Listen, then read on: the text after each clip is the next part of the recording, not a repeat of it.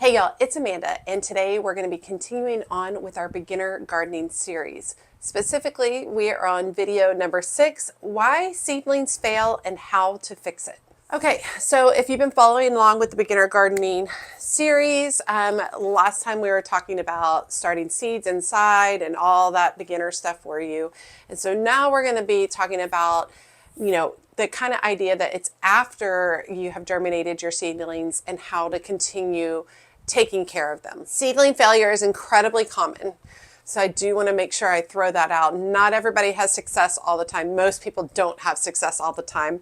And almost always those failures are fixable. So today we're going to walk through the most common problems, what causes them, and how to fix them calmly. Because I find that a lot of people who've started from seed, as soon as they run into an issue with the seedling, there's panic in regards to them. So we're going to talk through what it is, how you can fix it, and how you can move forward. Okay, so today's topics are going to include leggy seedlings, mold and damping off, overwatering versus underwatering, feeding mistakes, root-bound seedlings, and accepting loss of seedlings. All right, so starting with number 1, leggy seedlings. I think that this is definitely one of the most common issues that I find people ask questions about. What are leggy seedlings? Tall, skinny seedlings are telling you that they need more light. They tend to have a very stretched out appearance to them, and they look just almost like they're on stilts and kind of top heavy and like they're going to topple over at any second. So let's talk about what are the causes of leggy seedlings. The causes are weak light, meaning light is just not strong enough for what that seedling is needing. And another cause is lights that are too far away. Quite frequently, the lights that are too far away is definitely something that I think most people run into with leggy seedlings. So why does it matter if your seedlings are leggy seedlings? Well, it causes weak stems, which in turn, of course, cause very weak seedlings. And it creates poor root support. So those roots aren't getting the nutrients they need because these seedlings are stretching out. These seedlings are stretching out for light, for energy, and they're obviously not getting enough, which is why they are leggy. And that in turn affects the root system underneath. So how can we fix it? That's really the goal. So we've looked at something, whatever is happening, a symptom, and then what is the cause? What is the problem and how can we fix it? So one of the best things you can do is lower lights or raise your seedlings into place. So back here, I've got my seedlings. You can actually see I've got them raised up. If I were to have my seedlings all the way down here, it's too far away from the light. You want your seedlings 2 to 3 inches away from the light. So that's what I did. I brought in a old nursery pot and raised them up into place. If you have a system where you can raise and lower your lights, you can raise and lower your lights. And then as these grow, right, I can stair step them down as they get closer to the light, but about 2 to 3 inches away from the light. You can also increase duration if you feel like you have weak light. Maybe your seedlings are within 2 to 3 inches of the light and they're still lagging and still looking like they're stretching. You can go ahead and increase the duration of that light throughout the day. I always suggest 12 to 16 hours minimum for your seedlings. Mine are at 14 hours per day. And then there are some seedlings that when they become leggy like that, you can pot them up into the next size container and you can bury that leggy seedling a little bit further down into the soil and almost do a restart with them. It does not always work for every type of seedling, but there are some that it does work for. Okay, number 2, mold and damping off. So this isn't about bad seeds, it's about bad conditions. And when you see mold and algae damping off, when you see these start to appear on your seedlings, it's because the conditions are not good for that seedling. Okay, so let's talk about damping off. Damping off is basically a fungal disease that develops at the base of the stem right beside the soil line, and it usually turns brown and mushy and the whole seedling falls over. Damping off is fatal. You cannot save a seedling after it has damping off, but you can change your conditions to help prevent it in the future. Mold and algae, typically mold is that white fuzzy mold on the surface of the soil. Algae is kind of like a deeper green growth that grows on the soil as well. These are not fatal, and if you change conditions, you can control them. So let's talk about what causes mold and damping off and algae. Excess moisture is typically one of the main culprits. If you're got the humidity dome on for long lengths of time, if you are allowing your seedlings to sit in standing water that they aren't able to soak up, those can cause really wet conditions that lead to mold and algae.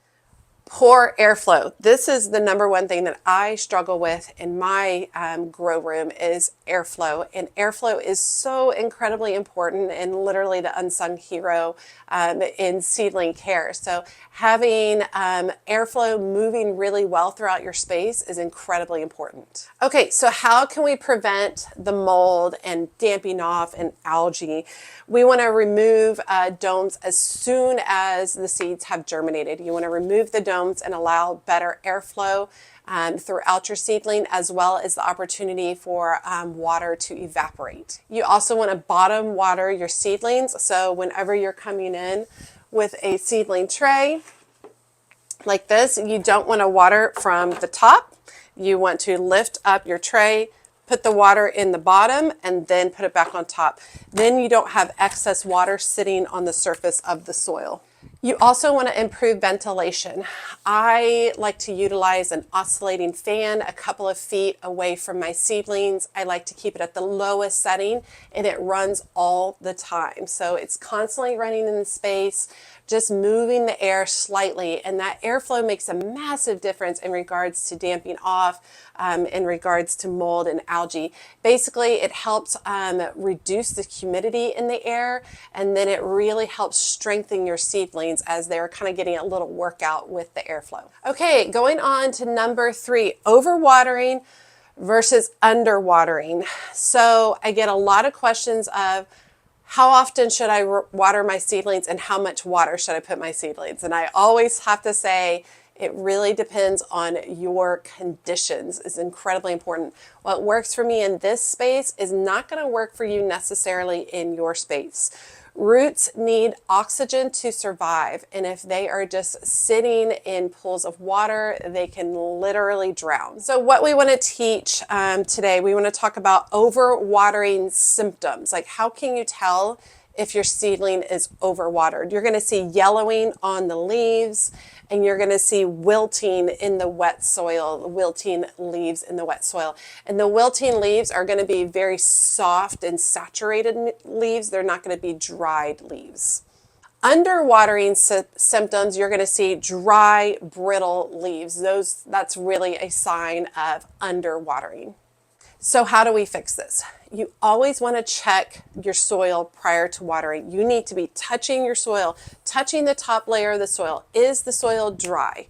Is the top layer of the soil dry? If the answer is yes, it's time to water. All right. If the answer is no, it's moist, it is not time to water. Okay. Now, going back to the overwatering situation, a lot of people will water their seedlings and then allow just tons of water to sit in the water reservoir, and then those seedlings just sit in a pool of water. You want to water your seedlings, come back and check them in 15-20 minutes. If there's any water left over, dump that out of your container and then put your seedlings back in at that point. You don't want to allow them to sit in excess water. Now, I've learned a lot about my seedlings and the containers that I use over the years, so I know exactly how much water to put in those containers now. I know exactly how much to put in that all the soil will suck up the water, and so I don't have to worry about dumping out the excess water at this point in time anymore. And you will learn that about your own situation and your own seed trays as you continue to grow seedlings. Okay, number 4 on my list is feeding mistakes, and I think fertilizing is a very important step that a lot of people skip with seedlings. Seedlings need nutrients. They just don't need it right away. So it's very important. When you put a seed in soil, that seed has enough nutrients to get that little sprout started. But once that sprout is getting on in size, it's going to need additional support from a liquid fertilizer. So let's talk about seed leaves versus true leaves. Seed leaves are the first two leaves that you're going to see sprout in a plant. Those are seed leaves. Any leaves after the seed leaves are going to be what's called true leaves. That is signaling that your seedling is ready for fertilization. You must have true leaves growing. You want to make sure that you use a diluted liquid fertilizer. I utilize Super Thrive right now, but I've utilized a variety of other ones. It must be diluted. You cannot utilize it at the full strength that you would utilize to water other plants. I would dilute it to a quarter or half strength. Too much fertilizer leads to burned roots. I tend to fertilize my seedlings every 2 weeks. That seems to work fine with me. I don't like my stuff to grow too quickly inside because I have a small space. So I do know a lot of people that fertilize on a weekly basis, but the 2 weeks seems to work great for me. Remember that your seedlings have to have fertilization. They need food and nutrients. So you cannot just keep growing them inside without adding any fertilizer and thinking that they're going to do well. This is a big area where I get a lot of people say, hey, my seedlings are really great in the beginning and now they're not doing anything. They're just sitting there, they're pale green, they're just not doing very great. And typically it's because the person has forgotten to fertilize their seedlings. Okay, next on the list, number 5 is root-bound seedlings. And this is something that you will deal with further along in the process. Root-bound is not really a concern at the very beginning. It's more towards the end when it's time to begin potting up. So roots control growth above the soil line. And if roots are constricted and roots can't get the nutrients they have, they will not be able to grow the beautiful green growth above the soil line. So let's talk about signs and symptoms that your seedlings are root bound. Stalled growth, meaning they were doing beautifully and all of a sudden they just stopped growing. That might be a sign that there's just too many roots and not enough soil and nutrients for the plant. Roots circling the pot, where you can literally pick up your seedling tray, look underneath, and you can see the roots all circled around tightly inside the pod. That's a very easy way to be able to check if your seedlings are root bound. Now, why? Why is it a problem if your seedlings are root bound? They can't get enough nutrients. They are screaming for a larger pot so that they can expand and grow. And so if they don't get that extra space and the extra nutrients that they need, the seedling will die and suffer. Okay, how do we fix that? We can pot up. So basically you can take your seedling out and you can put it in a larger pot. Give it more soil, give it more food, and give it more space for those roots to expand. You want to avoid oversized jumps. We don't want to take this sweet little seedling and put it in a giant pot, right? We want to take this sweet little seedling and put it in just a slightly larger pot. I typically go from this seedling size right here to a 3 to 4 inch container. And then once that plant grows on in that 3 and 4 inch container, I might pot it up to a gallon size or whatever afterwards. Quite frequently when you have a root-bound seedling, you might have to gently tease out the roots a little bit before potting up. And you can just kind of make sure you're working with moist roots with moist soil, and you gently tease them apart and then pot them up in the new container. That will tell the roots that they can go outwards instead of continually circling the inside of the container. All right, and number 6 on the list is accepting loss of seedlings. And this is one of the very important things for those of you who are growing seedlings. Not every seed becomes a plant, and that is completely normal. So really keep that in mind. Germination rates are something that you'll hear people talking about. This seed has a high germination rate. This seed has a low germination rate. If it has a high germination rate, it means that lots of the seeds will germinate. If it has a low germination rate, it means a small percentage of the seeds will germinate. And that is, very, normal throughout the spectrum. Even today, I was reading a comment on my petunia seed starting video, and they had one variety of petunias where they got 100% germination, and they had a different variety of petunias that got less than 25% germination. And it's just these different varieties. They were both in the same conditions. Everything was the same. Awesome success with one, partial success with the other. So these germination rates vary from different type of seeds. Germination rates vary from different kinds of environments. So if you're consistently seeing that you have very low germination rates, most likely you need to make a change in regards to light, in regards to perhaps water, in regards to the type of soil you're utilizing, or maybe your planting depth. Maybe you didn't plant the seeds at the correct level. Don't automatically assume that it's the seeds issue. More than likely, it's human fault. It is human error for us. So go back and specifically look at the requirements for planting that seed and make sure that you have followed those requirements to a T. I will say that loss teaches patterns. Like I said, if you are consistently having a low germination or consistently having loss of seedlings dying, and you're seeing that happen over and over again, look at the big picture. All right, look at the pattern that is occurring. It will give you an opportunity to analyze what the issue is in the space. Most likely it is not the seedlings, it's not the seeds. Most likely it's you, and you need to make some changes to the environment. It's really important to focus on improvement, not perfection. And that is incredibly important in the beginning stages of seed starting. When I began starting in this particular grow room, it took me a few years to get to the point where I felt like I was having a lot of success.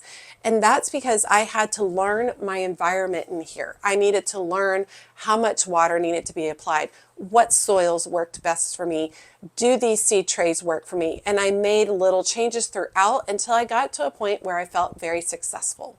But remember, seedling loss is completely normal. It happens to all the gardeners, including the best of the best.